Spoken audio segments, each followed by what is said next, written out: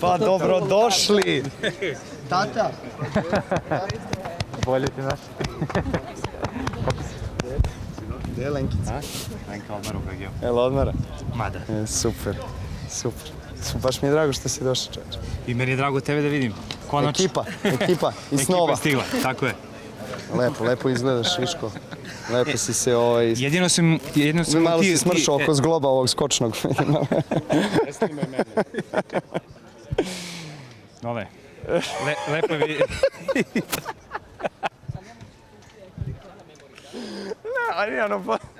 Ne mogu sto. Ne vredi. Ovako, bolje drugarski, brate.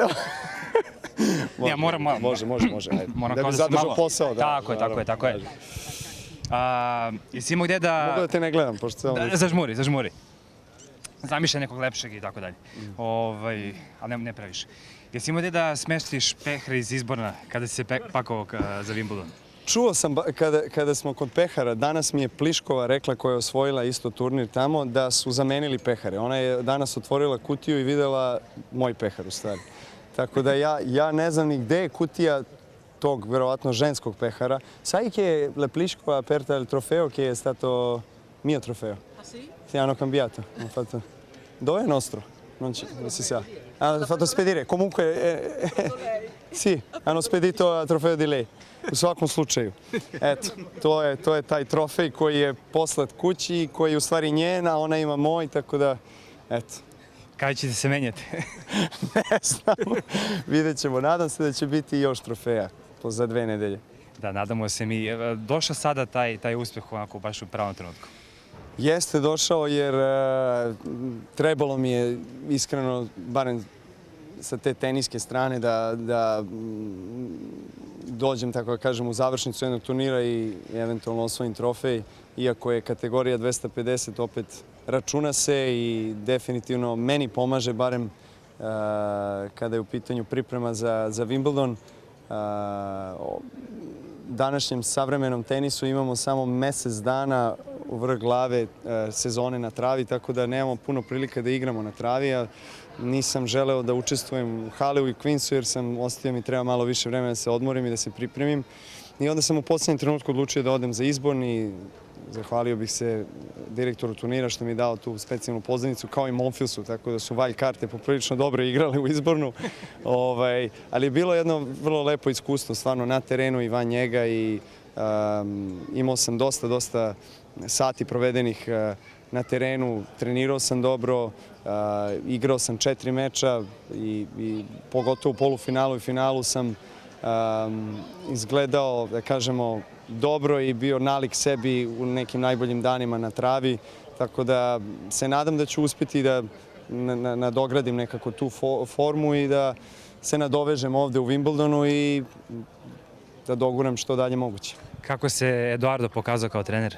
Eduardo je fantastičan bio, on je imao više uloga u Izbornu, on je sebe prozvao skupljačem loptica, ali zato što je skroman, takav je, ali on je bio mnogo više od toga.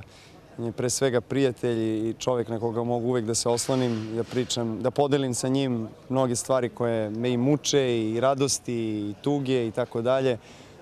Tako da mi je jako drago što je bio tamo sa mnom i na terenu i van njega i imali smo fantastičnu nedelju. Zapravo, stvarno je bilo nekako drugačije jer primjer jedan, kada izađete iz tih prostorija gde su igrači, da dođete do terena gde trenirate ili da igrate meč, morate da prolazite kroz masu ljudi. Tako da sam konstantno, svakodnevno, nekoliko puta morao da prolazim kroz ljude i onda sam imao dosta komunikacije, interakcija i to je stvarno nešto što ne doživljavam često na turu jer nekako zbog svog uspeha koje sam imao i imam i neke posebne prolaze do terena, obično na velikim turnirima, tako da tu nema nešto previše interakcija.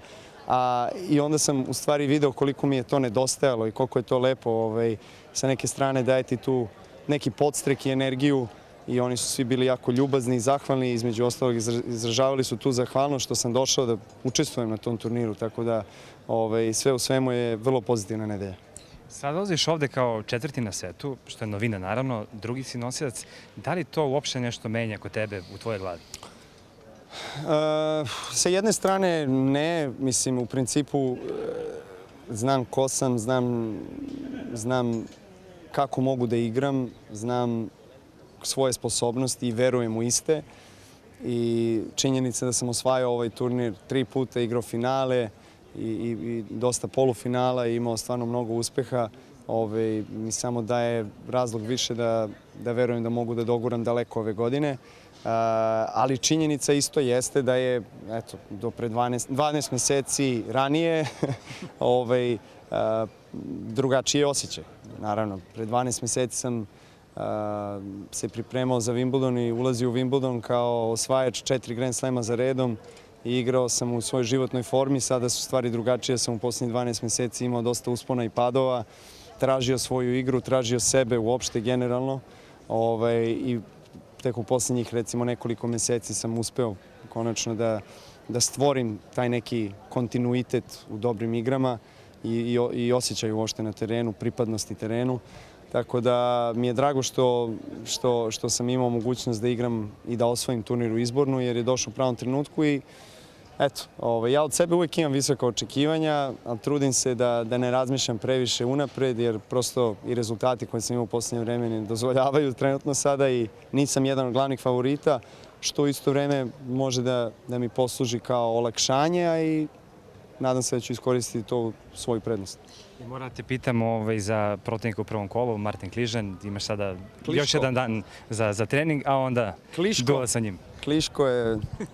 Kliško je jako nezgodan i vrlo nepredvidiv, pogotovo na travi. Ovdje ja mislim igrao s Nadalom jednom 4-5 setova pre neku godinu i kažem nepredvidiv je. Prosto ne bih voleo da mu dam priliku da pokaže ono što može, tako da ću se potruditi da od početka meča nekako postavim svoj neki ritam i tempo igre, da mu oduzmem vreme i da ga prosto nateram da se brani. Tako da, eto, nadam se da ću nastaviti s dobrim igrama i da ću uspjeti da prevaziđem tu prvu prepreku. Čisto ti kažem, čuvaj se njegovog forehenda. Hvala ti, Bane, hvala ti. Šta radiš ove 2 nedelje? Hoćeš malo da me savjetuješ? Naravno, tu sam. Šta god treba. Puno sreće. Ajde, vidimo se. Ajde, vidimo se.